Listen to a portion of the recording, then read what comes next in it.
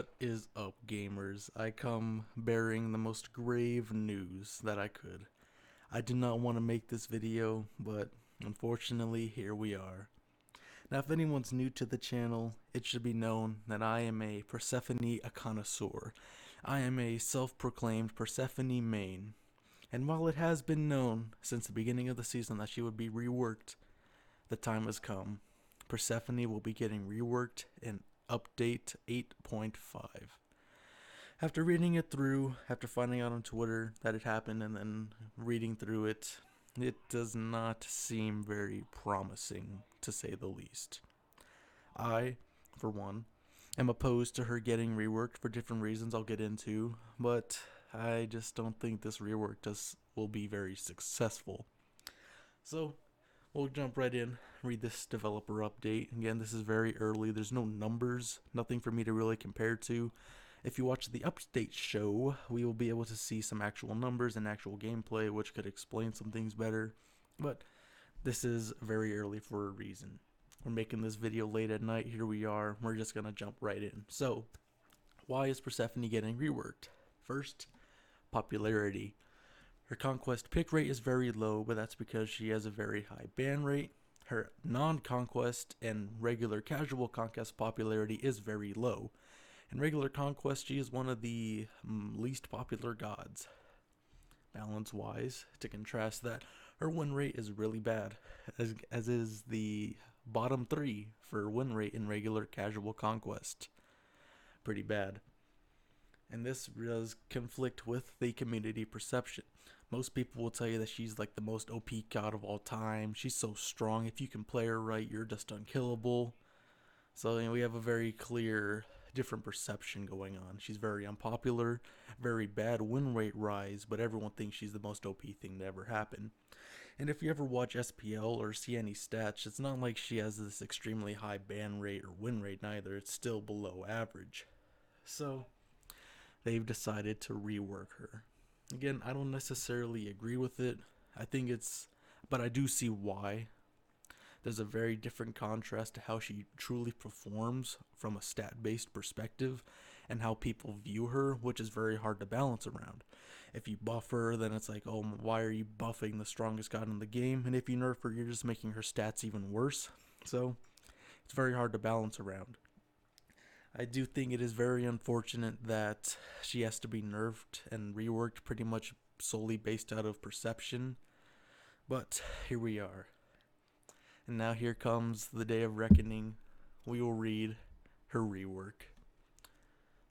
So, starting off with the passive. This is, I think objectively, just something really, it's just a nerf. So, Persephone now enters the death realm upon dying. She can no longer damage, see, or interact with any active entity on the map when in this state. Instead, each time she dies, she can roam the map placing seeds that will spawn when she respawns. This will allow her to respawn with plants immediately available for her to use. Persephone still accumulates seeds from her harvest flowers and can still sell them to the fountain. Well, if I'm reading this correctly, it just seems like after you die, you can place your plants. That's entirely her passive now. Again, I don't want to be too overreactionary or anything, but I think this can really contend with one of the worst passives in the game now. I don't see any realm or world where being able to place your plants prematurely is beneficial. Obviously, based off of what we know from her kit and how you play with her kit, having plants already set up is good, but there's no telling if fights are still going to last around that area. The plants still can wither away after a set amount of time. I mean, honestly, she just might as well not have a passive, and it should just be the first part of she gets seeds and can sell them to the fountain. Really bad nerf, I think. I don't really see why they did this. If they were to change the old passive, I'd just say make it so she can't ult when she's in her undead form, and I think that would be just fine. So, really don't like the passive change. She effectively doesn't have one anymore. So, ability 1, Bone Rush. This ability no longer catches aim when fired, allowing Persephone to re-aim it up until the point it starts charging. This ability no longer topples over damaging enemies in a large AoE. Instead, it charges forward a larger distance, stopping on the first god hit and slowing them. This ability still places a skull, but will place a skull where it stops. And Again, another very odd change that seems more like a nerf in general. It's kind of worded weird, but it sort of reads that it will fire like Giannis 2 does. But the bigger concern is that it's no longer an AoE. It has CC tied to it, which is a slow, but instead it's just going to hit one god only. Again, I think it's just a straight up nerf, because when you read the rest of her kit, this seems to be your setup ability, but it doesn't seem like it's actually easier to hit. Now, her 2. The biggest change, and honestly, what I think is the most nonsensical change that they've made. So, this ability will no longer place skulls on a charge-based cooldown. This ability now does damage in an area after a brief warm-up. Once the area explodes, 3 skulls are placed around the area at once. Again, very odd. I can only assume that the damage isn't going to be very high, so I'm not too sure. We don't have any numbers, but I don't think it will. And I'm pretty sure how many skulls and plants you can have active at the same time is still the same. But here comes the big part of the change. The harvest skull and plants will have also undergone some heavy changes. The sprout, which is the exploding one that slows, has been removed. The skull now immediately transforms to a flower state after 4 seconds. When Persephone basic attacks are used as flourish, which is her jump, on the flower, it will charge in the direction it was attacked or the direction Persephone is facing. It no longer attempts to lock on. The flower will attempt to bite anyone that gets too close. This ability does still have protection from multiple bites. This, I can't get behind why they did any of this. Because for anyone who could tell you, who plays Persephone at a good level and understands her, your exploding plants are your most consistent form of damage. And removing this, you've taken away that. And anyone who really has a gripe with Persephone and dislikes her, and anyone who understands you and who plays Persephone, could tell you that the flowers are one of the most controversial parts of the kit. And that's because at lower levels, when you don't understand how to really dodge or juke correctly, or even how to just fight Persephone in general, the flowers are very good at tracking and they can hit you all the time, and then they chunk you, and then it sucks, right? But anyone who knows how to fight against Persephone and knows and plays a lot of Persephone at a higher level knows that that's pretty much useless. I mean, I'll just be honest. If I'm loading up into one of my ranked games and I try hitting my other enemy mid laner with my flowers, stage 3 plants, I don't ever expect to actually hit it. So keeping the flowers, I think, is one of the weirdest things if they're trying to reduce frustration. And now it seems that the flowers are going to be her main form of damage, which, I mean, again, there's nothing you could do to make them hit any easier. It's not like it's a skill-based thing to be able to hit the stage 3 plants. They're just really bad.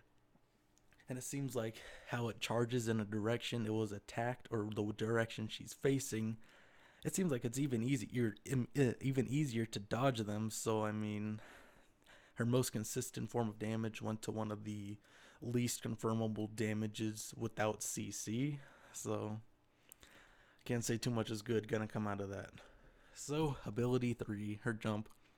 It now deals damage on takeoff and no longer pre-germinates a skull. It really depends on how much damage it deals. If it's Baba Yaga's 3 level type of damage, then that's pretty cool. I can get behind that, right? That's a lot of damage.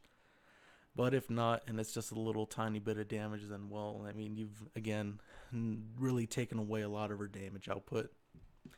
An ability 4, really big changes to the ult. It no longer restricts your movement the closer you move to the center. You are only prevented from moving outside the max radius. Instead, moving away will have their movement speed reduced. Again, it's just pretty much a straight up nerf. Instead of being tethered, it's just you don't move as fast when you're moving away from it. Again, it really just feels like a bunch of nerfs in the form of a rework. And my final thoughts on all of this entirety, I can't see her being very good at really any level of play.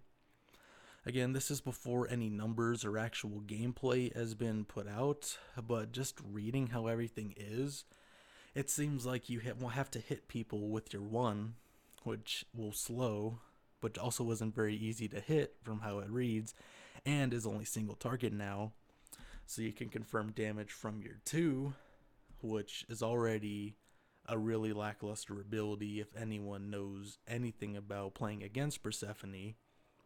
But then it's even easier for it to not hit because it only charges in a direction that it was attacked or the direction you're facing and doesn't lock on. And hearing that whole line of the flower will attempt to bite anyone makes it seem like it's pretty much the same technology and aspect of it's gonna get close and attempt to bite you, but you could juke it out.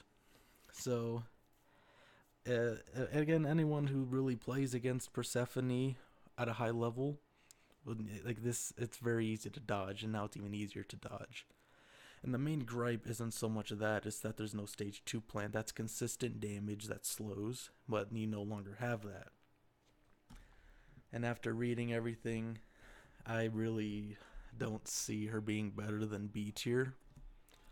That's just my very early opinion. Again, a lot it can change depending on how it actually works compared to how we read it or how much damage it actually does, but it seems like they made her very single target focused and they made her flowers your main form of damage. And I really just think she got nerfed in her entirety. She doesn't seem any more complex to play. It doesn't seem like there's a reward for being creative with her. It just seems like they wanted to change her, but also make her worse. Because I don't even see how newer players can play this kind of kit and then just immediately go off and perform decently with her. Because again, the main form of damage isn't consistent whatsoever. So, and it's not like it's in our control. You know, you don't control the flowers.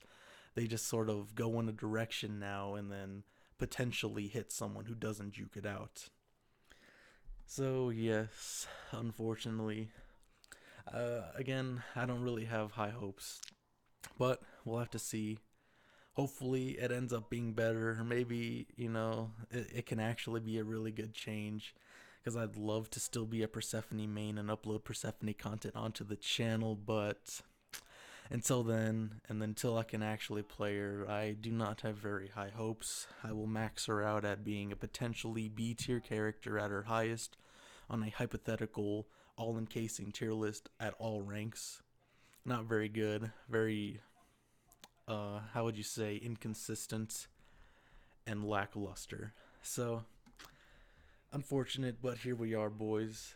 We're just gonna have to wait for the day of reckoning. Make sure you get in your playtime. I know I'm gonna be grinding Persephone every day until 8.5 drops some boys. Just stay strong. We'll make it through. We'll get through without our girl Persephone. We got this, boys. I'll see you gamers next time.